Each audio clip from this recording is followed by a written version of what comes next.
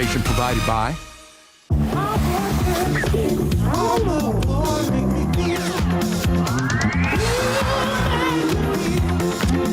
Phantom, the new fragrance for men by Paco Rabanne. At Macy's, the fragrance destination. How did Panera come up with the idea to combine their famous mac and cheese with their iconic grilled cheese? By saying yes. Yes to new inventions. Yes to clean and fresh ingredients. And yes to living life to the flavor fullest. Panera. Live your yes. Now $1 delivery. What you doing? From Desperate Housewives to a Hallmark Christmas, Terry Hatcher and James Denton come to ET to talk. Happening now. As local artist Jesse Trevino fights for his life, a local group gathers in San Antonio to show what our city is all about. Love and support. Next. A 4-year-old boy named Romeo was told he would never walk again. This after a bullet pierced his spine during a drive-by shooting that happened last month. We'll have a great update to his recovery coming up. A cold front arrives tonight. It's going to have an impact on temperatures. I'll talk about that and what it means for our wind gusts. We'll see you in a bit. The News at 5 starts right now.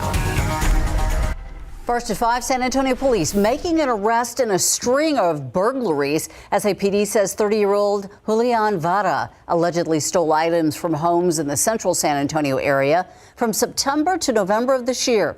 He's now facing 4 counts of felony robbery. Officials say he allegedly robbed 3 homes in one building, taking items like money, jewelry, electronics, even lawn equipment. SAPD trying to recover those stolen items. If you have any information, you can call SAPD at 210-207-7990. And tonight, a community honoring a human treasure. For decades, Jesse Trevino's art has covered our city's streets. But now he's fighting for his life. As he recovers at a hospital in Houston, his friends and fans are hoping he makes it through. They are holding a prayer service for him at the Guadalupe Cultural Arts Center on South Brazos Street tonight. And that is where Stefania Jimenez joins us now live. Stefania? Well, you know, this is a very special place. This is precisely the area where Jesse created his La Veladora mural. And it looks like a Virgin of Guadalupe candle, which is really the point here because it's the very candle that people hold during rosaries and prayers when they need hope. And hope is precisely what Jesse's friends are holding on to as he fights cancer. There's La Feria, the new Chapa Lion, and of course, the Spirit of Healing. All these murals done by Jesse Trevino, the 75-year-old man whose art is synonymous with San Antonio.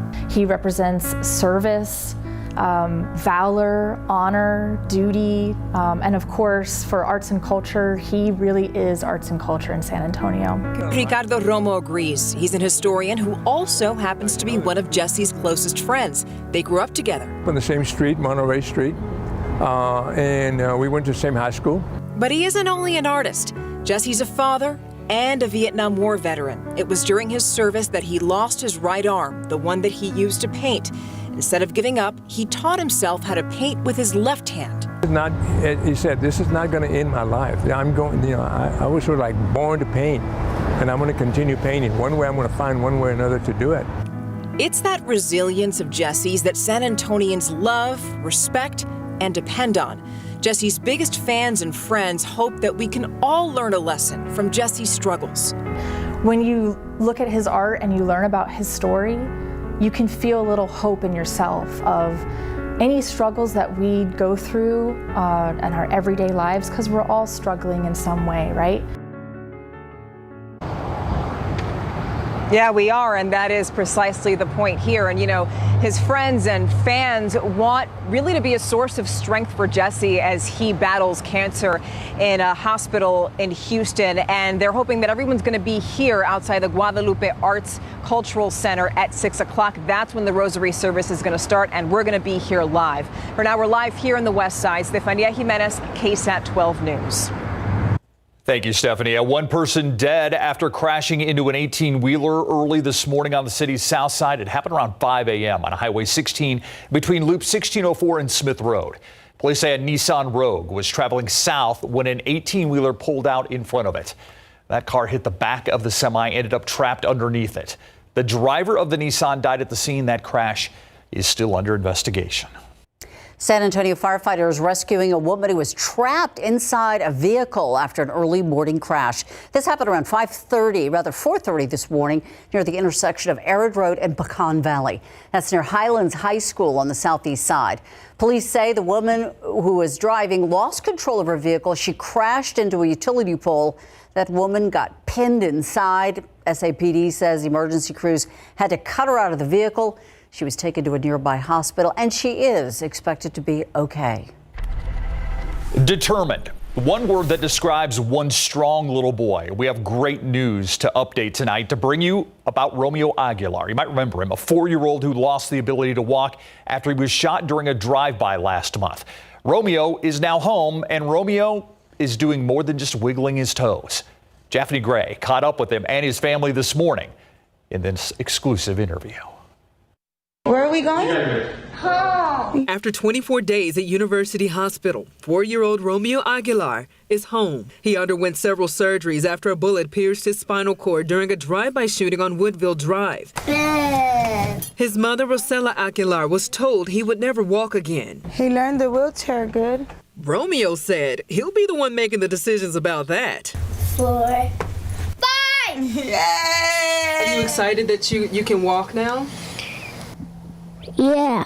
I know God's hearing me. Like, I know he's hearing all these prayers going up. Rosella and her boys have been trying to get life back to normal. And Romeo hasn't skipped a beat as that energetic, playful little boy. Oh, it's superhero. Even his 3-year-old twin brothers have stepped up to help. Got it. Thank you. Rosella says that they're glad to be back home, but deep down, she's still hurting. Did they catch the bad guys? He asks me that every day, and I don't have an answer for that. You know what I mean? So that is what makes me more angry. It's overwhelming. I don't wish this on my worst enemy. She says her focus is on Romeo's recovery and getting him back doing the things he loves. Go to the park. Yes? He's like, I'm gonna go back to school and run with my friends. And while San Antonio police are still searching for suspects, she wants the community to know God is making wonders with my son. This Saturday, the community is throwing a big prayer barbecue right here at Comanche Park, starting at noon in honor of Romeo's recovery. At this time, San Antonio Police Department has no new updates on this case, but of course, if you have any information, you're urged to call the homicide unit. That number is 210-207-7635. On the east side, Japhanie Gray, KSAT 12 News. Struck by the fact a 4-year-old boy asking if they've caught the bad guys yet who shot him. Romeo's mother said he still has a long road of recovery ahead. He has to go undergo several hours of intensive therapy, and she says hopefully he'll be back at school with his friends again soon. Online right now at KSAT.com, Japhanie talks to Romeo's mother about the person who shot her little boy and more on the recovery ahead. You can watch the story in depth at KSAT.com and our other streaming devices. We certainly want to walk alongside him for sure. We now have an update on a story about Edgewood ISD. The district clarifying today that it will give all employees who are fully vaccinated against COVID-19 a stipend of $500. Employees can expect to receive the extra funds next month. The school board approved the one-time stipend last night. We first told you about it on the Night Beat. Again, rather than issuing the stipend based on employees' tenure on the job, all fully vaccinated employees are getting that flat rate of $500. Now to the latest on the COVID-19 pandemic. The FDA expected to expand booster shots to all adults. It comes as cases in parts of the U.S. are on the rise, sparking concerns of a holiday surge. Moderna making an announcement today. They filed for emergency use authorization for its boosters. Federal regulators may issue guidance on Pfizer and Moderna boosters for anyone 18 and older ahead of a CDC advisory panel meeting, which is set for Friday. A booster isn't an add-on, and a booster is part of what the original regimen should be. The Pfizer also asking for emergency use authorization for its antiviral COVID pill that will also need to be approved by federal regulators.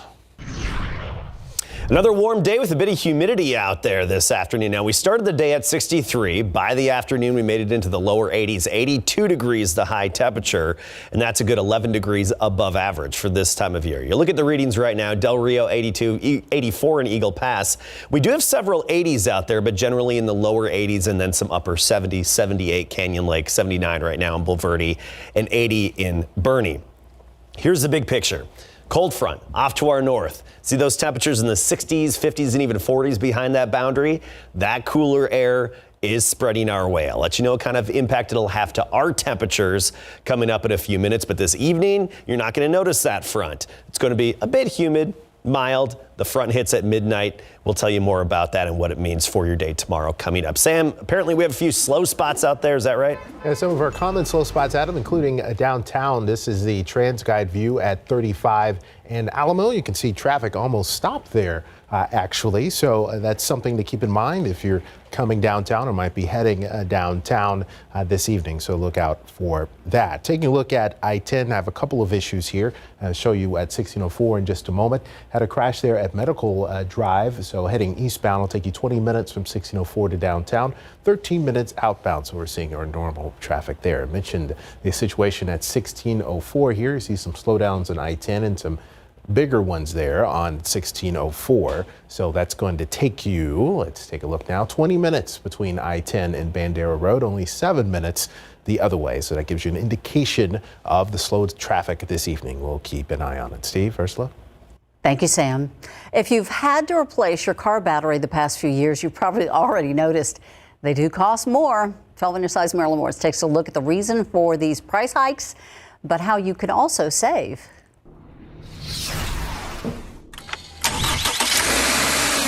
Cars are just more complex these days. Even car batteries have gotten a high-tech upgrade. You probably grew up with a battery like this, a lead acid or flooded battery. But a lot of new cars now come with AGM, absorbed glass mat batteries. Some lead acid batteries have been enhanced with advanced materials and designs. But the other type of battery, AGMs, use a glass mat separator to allow the electrolyte solution to move between the thin battery plates. It makes them well suited to repeated draining and recharging. Why are car makers using new batteries? Simple. Today's cars need more electrical power. As vehicle technology evolves, we need more and more electric power to operate features like stop-start technology, safety and convenience features, and outlets to charge all of our devices. These enhanced batteries also come with an enhanced price tag. AGMs can cost twice as much as a traditional battery, between $200 and $300. Big box stores can save you money, and auto parts stores will often install. But it isn't necessary to buy the most expensive replacement battery. Consumer Reports tests show some lead acid batteries perform almost as well as AGMs for a lot less money. Marilyn Moritz, KSAT 12 News. No Grinches allowed. The police department came together to remind people the Grinch, not always a guy in a green suit when it comes to stealing Christmas joy. We'll explain coming up. Plus, the San Antonio School District teaming up with a nonprofit organization helping students learn more about STEM. Find out who it is up next.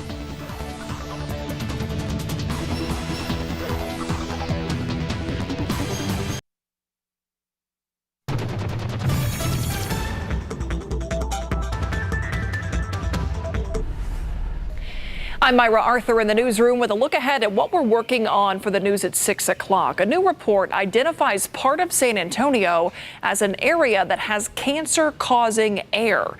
It's alarming. This report looks at data from the Environmental Protection Agency and pinpoints areas with toxic air pollution all across the country. Coming up at 6, we'll show you which parts of San Antonio are considered at risk according to that report and what that risk looks like. Plus, an eye-opening hearing today for a San Antonio police officer who has been fired twice and wants his job back. He's accused of taking explicit photos off of a woman's phone, then sending them back to her using spoofed numbers. Hear what the police chief had to say about this case today. That's some of what we're working on for 6 o'clock. Steve and Ursula, we'll send it back to you in the studio. Thank you, Myra. Well, today, San Antonio ISD announcing a partnership to bring new educational programs to students on the east side. The district partnering with Texas nonprofit Velocity Texas to provide more education on STEM programs. The new learning opportunities available to students at MLK Academy this week. They'll be going to visit the Velocity Texas Innovation Center located on the east side, where they'll be partnered with mentors and participate in different workshops. The holidays are an opportunity to spread some joy and give gifts. It can also be an opportunity for crime. So the police departments from Live Oak, Selma, and Universal City gathering at the Forum near Olympia Parkway. It's their annual No Grinch Zone. The police departments are going to be doing extra patrols in the area in an effort to prevent vehicle break-ins and thefts. But we're trying to make this where our shoppers come out here, our citizens come out here feel safer. We want to reiterate to them, though, the biggest thing is don't leave your valuables, in plain sight. Put them in your trunk and lock your car. It's so easy to do. If you see any suspicious activity this holiday season, you can call the number at the bottom of your screen. That number is 210-653-0033. That guy needs to go back to Whoville. Get on out of here, We got no Grinch. time for him here. All right, live look over San Antonio. It's a beautiful shot, Woodlawn Lake, and then downtown, off in the distance, Adam Caskey back with us, just in time for a cold front. I plan my schedule around the cold fronts as much as possible. Yes, we do have a cold front that's going to arrive later tonight around midnight. So that's going to hit windy and cooler tonight and into tomorrow. Rain chances, however, unfortunately, are on the low end. As for morning temperatures, because of this front, we'll go from readings in the 60s the past couple of mornings down into the 40s behind this cold front. So mornings are going to definitely be impacted. Afternoons as well. Let's get right to it all, starting with a look outside this afternoon and our mild temperatures. I mean, we made it into the lower 80s again today. Right now we're at 79, dew point of 58. Southeasterly wind at 14. That's what has really increased those dew points. And at times those dew points were in the lower 60s the past couple of days. So feeling a hint of humidity in the air. Of course, that's going to be swept away really quickly by the cold front that hits later tonight. And we'll have several days with lack of humidity and lack of mugginess. Temperatures right now, some 70s in the hill country, generally 80s elsewhere, 88 Cotulla, 80 in New Braunfels, Uvalde now at 83 degrees. But here's the big picture, and look off to the north of us. I showed you this earlier. Lubbock, 55, Amarillo, 47, along with Guyman, Oklahoma. Oklahoma City at 54. There's the cold front, 70s and 80s out ahead of it, which is where we are right now. And we've got some 60s, 50s, and 40s behind that boundary. Of course, that's going to hit us around midnight, and it's going to impact our temperatures. Tomorrow morning, we'll be in the lower 50s. By the afternoon tomorrow, something to adjust to. Only 63 degrees for the high temperature. So high temperatures impacted by this front as well. Definitely a noticeable front. Tomorrow, 63. By Friday, only mid-60s. This weekend, we rebound back into the 70s, even nearing 80 on Sunday. And then another cold front's expected to drop in late on Sunday, and that will reset our temperatures a little bit again on Monday and Tuesday. So temperatures bouncing around a bit like a bouncy ball. We're up and down a little bit. And again, the mornings will be noticeably cooler as well. All right, let's talk rain chances.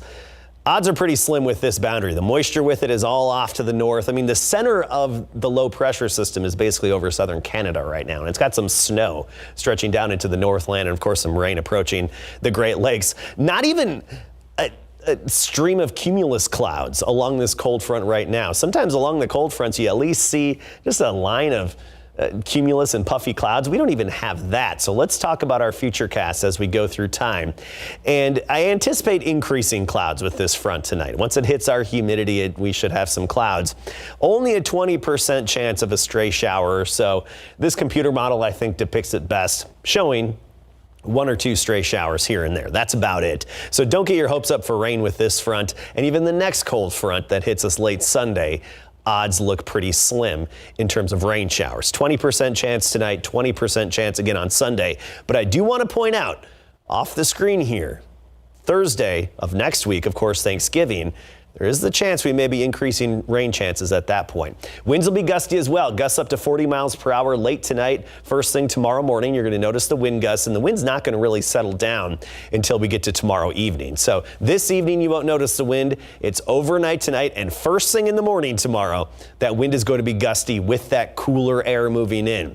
Gusts up to 40, 53 degrees for the high temperature to start the day, and then only 63 by the afternoon, so running below average throughout the day. 42 on Friday morning, feeling the chill then, mid-60s by the afternoon, back to a lot of sunshine, and sunshine lingered into the weekend as we warm back into the 70s. All in all, a beautiful week. Thanks, Adam. You know, I said it last night on the Night Beats when the Spurs were off to such a great start. I said, all right, I'm ready to get hurt again. Yep, well, you got hurt. And I did. And again in the third quarter, at the end of that period is when things started to fall apart. When we come back, we'll show you how the Spurs put up a fight in the end, but lost it really at the end of the third. And the Texas Open, the Valero Texas Open, celebrating 100 years, starting at Brackenridge Park, coming up. Our San Antonio Spurs trying to avoid matching their longest losing streak of the season when they face the Minnesota Timberwolves tomorrow night to wrap up their 3-game road trip. That's after they fell to the Clippers last night in L.A. Spurs got off to a hot start as DeJounte Murray scored 20 of his 26 points in the first half. Missed another triple-double by just 1 assist. His backcourt teammate Derek White right behind him with 19 as the Spurs only trailed 57-53 at the half against the Kawhi-less Clippers. But then came the third quarter where the Spurs were outscored 26-18. Even though at one point the Spurs had grabbed the lead with a Derek White step-back jumper to go out in front 61-59. That lead would expand to 3 thanks to DeJounte Murray's bucket to make it 67-64. But their success would be short-lived. That's when Reggie Jackson started to heat up, pushed the lead out to 83-71 going into the fourth and final quarter, outscoring the Spurs 14-2. Paul George would lead the way with all scores, by the way, with 34. The 106-92 Clippers win. We're still figuring some things out, but just a little too much mishaps that are costing us in these games. So just try to share those up and execute a little bit better and try to figure out how to win some games. 5 for 22 from 3 isn't going to help you much, so we had to have some guys play a little bit better. That would have helped. But the effort is there. They're growing, doing little things better all the time. Now, as the Spurs search for a new naming rights partner for the AT&T Center, before that, of course, they play the Minnesota Timberwolves to wrap up their road trip tomorrow. As the Spurs are searching for their new title sponsor, Staples Center will now be known as Crypto.com starting this Christmas Day. It's a $700 million deal over 20 years, which is the richest naming rights agreement in sports history. Home of the Lakers and Clippers has been known as the Staples Center since it opened in 1999, but no longer. The Spurs naming rights for the AT&T Center, by comparison, was for $41 million for 20 years, which expires in 2023. The Valero Texas Open is the third oldest tournament on the PGA Tour and the 6th oldest in the world and the longest held in one city. This coming Texas Open in 2022 will be its 100th anniversary. And today, to mark the occasion, Valero Texas Open officials held a celebration at Brackenridge Park, where it originated in 1922, to unveil a marker and interview a 1980 Texas Open champion, Lee Trevino. This was a big tournament. It wasn't the first tournament I had won in Texas. I had won the Colonial twice before here.